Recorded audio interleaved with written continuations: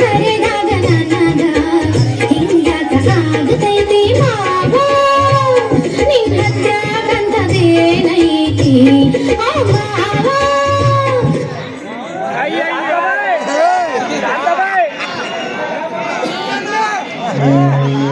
ಸೇಟು ಬರುವಾಗ ನನ್ನ ತಂಗಿಗೆ ಚಿನ್ನದ ಸರ ತರ್ತೀನಂತ ಹೇಳಿದ್ದೆ.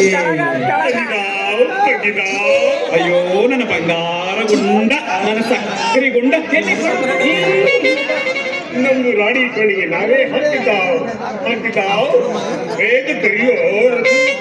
ಹೇ ಮಾಲಾ ಮಾಲಾ, ಬೇಗ ಬಾರೆ, ಸೇಟು ನಿನಗೋಸ್ಕರ ಚಿನ್ನದ ಸರ ತಂದಿದ್ದಾನೆ. ಹಾಗೆ ಬರುವಾಗ ಸೇಟಿನ ಬ್ರ್ಯಾಂಡ್ ಅದಂತ ತಿಳ್ಕೊಂಡು ಗ್ಲಾಸ್ ನಲ್ಲಿ ಹಾಕೊಂಡು ಬಾರಿ. ಇಂತ ದೊಡ್ಡ ಶ್ರೀಮಂತರು ನೀವು, ಚೀಫ್ ನಿಕ್ಕರ್ ಕುಡಿಯಿದೆ. ಹೇ ಮಾಲಾ, ನಾವು ಫಾರಿನ್ ನಿಂದ ತರಿಸಿದ್ವಲ್ಲ ಆ ಡ್ರಿಂಕ್ಸ್ ಹಾಕೊಂಡು ಬಾರಿ.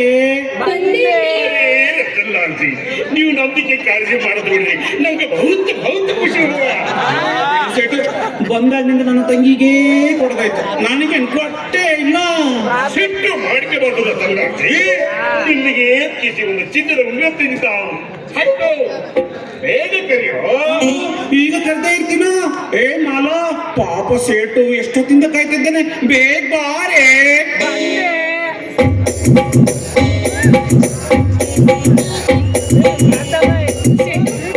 ತಗೊಳ್ಳಿ ಫಾರಿನ್ ಡ್ರಿಂಕ್ಸ್.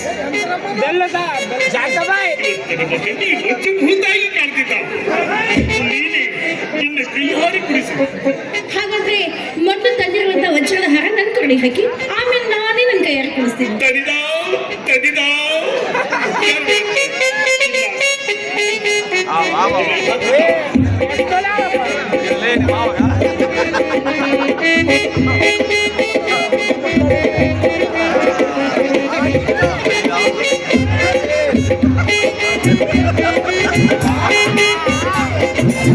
ಶೇತು, ನಾನು ಯಾಕೆ ಕಾಣ್ತಾ ಇದ್ದೀನಿ?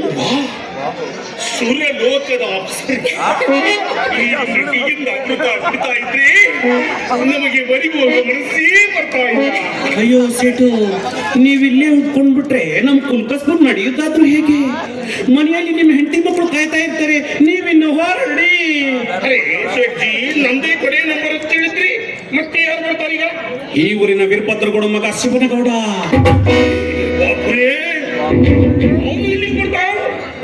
ಮೊದಲು ರೌಡಿ ಜಮ್ ನನ್ನ ಸೇಟು, ನೀನ್ ಇಲ್ಲಿದ್ದ ಗೌಡ ನೋಡಿದ್ರ ಹೋಗಿ ನಿಮ್ ಮನ್ಯಾಗ ಹೇಳಿದ್ರ ನಿನಗ ಹಪ್ಪತ್ತು. ನಿನ್ನ ಹೋಗು ಹೋಗು ಅಂದ್ರೆ ನಾನೀಗ ಹೋಗ್ಲಿ? ಹೋಗು. ನಾನು ಹೋಗ್ಲಿ? ಬನ್ನಿ ಹೀಗೆ.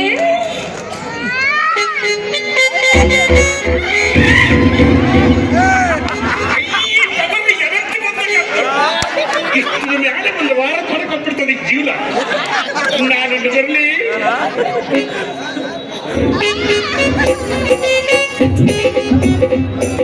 ಎಲ್ಲ ಜಾರಿ ಜಾರಿ ಖಾಲಿ ಖಾಲಿ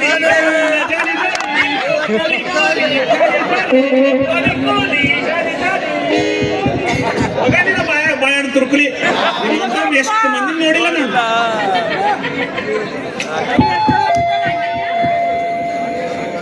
ಮಲ, ಆ ಶಿವನಗೌಡ ಬಂದ ಅಂತ ಕಾಣುತ್ತೆ, ಒಳಗೋಗಿ. ಏ ಮಲ, ಆ ಚಿನ್ನದ ಸರ ಬಿಚ್ಚಿಟ್ ಬಾರಿ.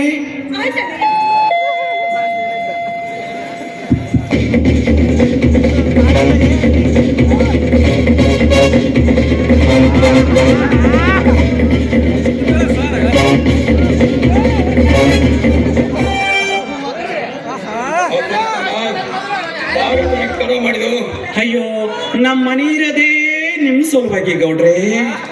ನಮ್ಮ ತಂಗಿ ನಿಮ್ಮ ದಾರಿ ಕಾದು ಕಾದು ಸಿಟ್ಟು ಮಾಡಿಕೊಂಡು ಊಟನೂ ಮಾಡಿಲ್ಲ, ಹಾಲು ಕುಡಿದಿಲ್ಲ, ಬಾಗಿಲಿಗೆ ಹೋಗೋದು ನೋಡೋದು ಬರೋದು ಮಾಡ್ತಾ ಇದ್ದು.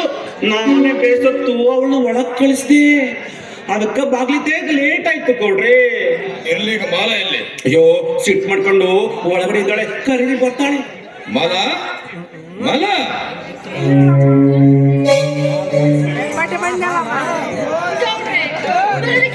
ಇಷ್ಟೊಂದು ತಡ ಮಾಡಿದ್ರೆ ನಿಮ್ ದಾರಿ ಕಾದು ಕಾದು ನನಗಂತೂ ಸಾಕಾಗಿ ಹೋಯ್ತು. ನಿಮ್ಮನ್ನು ಒಂದಿನ ನೋಡದೆ ಹೊಟ್ರೆ ನನ್ನ ಮನಸ್ಸಿಗೆ ನೆಮ್ಮದಿ ನನಗೂ ನಿನ್ನನ್ನು ಬಿಟ್ಟು ಇರೋದಕ್ಕಾಗಲ್ಲ ಮಾಲ. ಆದ್ರೆ ಏನು ಮಾಡೋದು, ಮನೆಯಲ್ಲಿ ಹಿರಿಯರ ಒತ್ತಾಯಕ್ಕಾಗಿ ಮನಸ್ಸಿಲ್ಲದೆ ಮದಿ ಮಾಡಿಕೊಂಡಿದ್ದೇನೆ. ತಾಳಿ ಕಟ್ಟಿದ ಧರ್ಮ ಸಂಕಟಕ್ಕಾಗಿ ನಾನು ಮನೆಗೆ ಹೋಗಬೇಕಾಗಿದೆ. ಅಂದ್ರೆ ನಿಮ್ ಹೆಂಡತಿ ಜೊತೆಗೆ ನೀವು ಒಂದಿನ ಬೆರ್ತಿಲ್ವೇ? ಅಯ್ಯೋ ತಂಗಿ, ಏನೇ ಹಿಂಗಂತೀಯ? ಅವ್ರ ಹೆಂಡತಿ ಜೊತೆಗೆ ಸುಖವಾಗಿದ್ದಿದ್ರ ನಮ್ಮನೆ ಬಗ್ಗೆ ಇದ್ರು. ಮೇಲಾಗಿ ಅವ್ರ ಹೆಂಡತಿನ ನೋಡಿನಿ, ಅವಳ ಸೌಂದರ್ಯ ಎಡಗಾಲಿಗೂ ಸಮ ಇಲ್ಲ. ಅವಳ ವಿಷಯ ಇಲ್ಲಿಗೆ ಆಗ್ತರ್ತೀಯ, ಅದನ್ನೆಲ್ಲ ಮರಿಬೇಕಂತ ತಾನೇ ನಾನು ನಿಮ್ಮ ಮನೆಗೆ ಬರೋದು. ಬಂಗಾರದಂತ ಬಾಯಿಗ ಚಿನ್ನದಂತ ಮಾತಾಡಿದ್ರಿ ಗೌಡ್ರಿ. ನಾನಿರೋದೇ ನಿಮ್ಗೋಸ್ಕರ, ನಿಮ್ಮ ಸುಖಕ್ಕೋಸ್ಕರ. ನಮ್ಮ ಮನೆ ಇರೋದೇ ನಿಮ್ ಸಲುವಾಗಿ ಅಲ್ವೇ ಗೌಡ್ರಿ?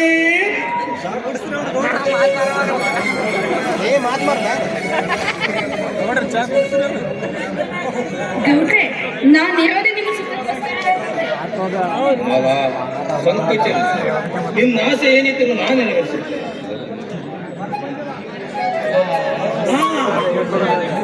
ಅಲ್ಲ, ಅದರಲ್ಲಿ ಆ ರತನ್ ಲಾಲ್ ಶೆಟ್ಟಿ ನಿಮ್ಮ ಮನೆ ಕಡೆ ಬಂದಿದ್ದಾರೆ. ಅವನೇಕೆ ಇಲ್ಲಿಗೆ ಬಂದಿದ್ದ? ಅವನದೇನಿಲ್ಲಿ ಕೆಲಸ?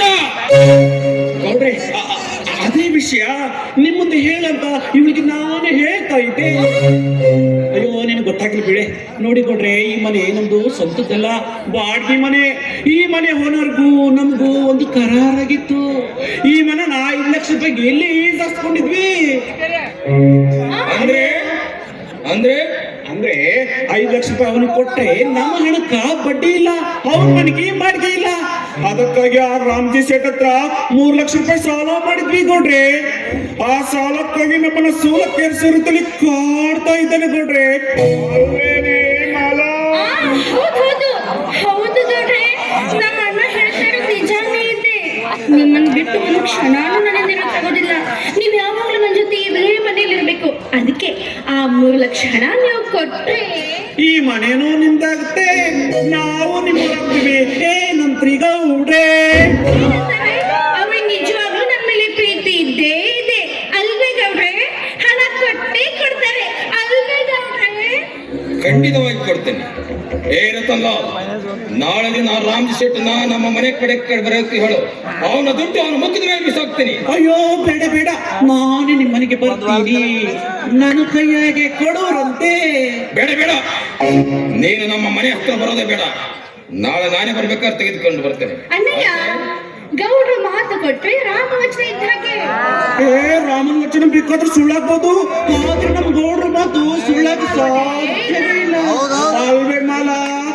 ಮಾಲ, ಗೌಡ್ರನ್ನ ಒಳಗಡೆ ಕರ್ಕೊಂಡೋಗಿ ಚೆನ್ನಾಗಿ ವಿಚಾರಿಸ್ಕೋ. ಆಯ್ತು ಅಣ್ಣಯ್ಯ, ನಾನ್ ಮಾರ್ಕೆಟ್ಗೆ ಹೋಗಿ ಬರ್ತೀನಿ. ಬಾ.